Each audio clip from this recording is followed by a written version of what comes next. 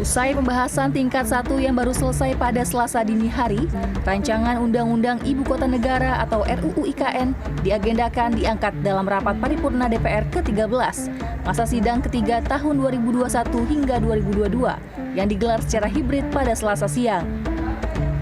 Rapat dihadiri 77 anggota DPR secara fisik dan 190 anggota secara virtual. Rapat paripurna dihadiri langsung oleh seluruh pimpinan DPR serta perwakilan pemerintah seperti Menteri PPN dan Kepala Bappenas Suharso Monoarfa dan Menteri Keuangan Sri Mulyani.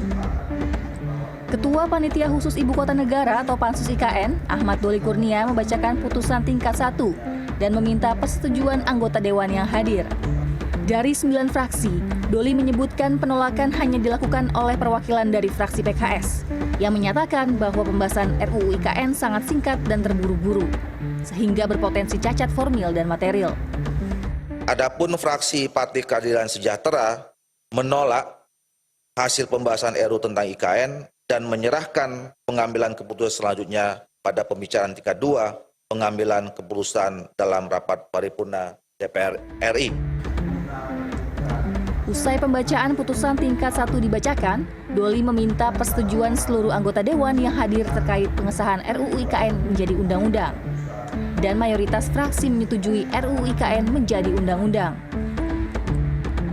Terkait pembiayaan pemindahan Ibu Kota Negara ke Kalimantan Timur, usai rapat paripurna, Menkyu Sri Mulyani menegaskan hal ini tidak akan membebankan anggaran pendapatan dan belanja negara atau APBN. Nantinya, skema pembiayaan akan dilakukan dengan skema kerjasama pemerintah dengan badan usaha atau KPBU, maupun skema pendanaan swasta atau BUMN maupun BUMD.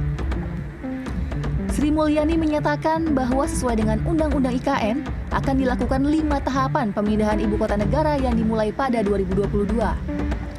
Meskipun tak secara tegas menyebutkan persenan angka penggunaan APBN, namun Sri Mulyani menyebut bahwa tahap pertama yang berlangsung pada 2022 hingga 2024 kemungkinan akan menggunakan banyak APBN dan digelontorkan kepada Kementerian PUPR guna membangun infrastruktur dasar.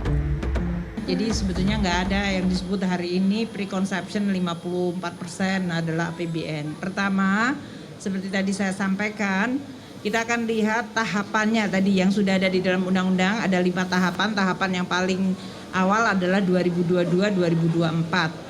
Itu biasanya kalau di front end ya pasti APBN akan lebih banyak. Untuk tahun 2022 ini kita akan lihat terutama kementerian yang paling depan sekarang ini yaitu kementerian tempatnya PUPR.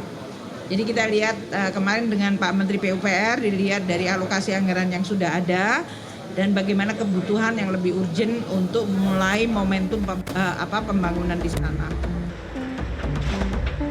Sri Mulyani juga menegaskan porsi penggunaan APBN untuk Ibu Kota Negara baru nantinya akan disesuaikan dengan pendanaan prioritas pemerintah lainnya, seperti pemulihan ekonomi nasional dan juga pandemi COVID-19. Tim Liputan CNN Indonesia.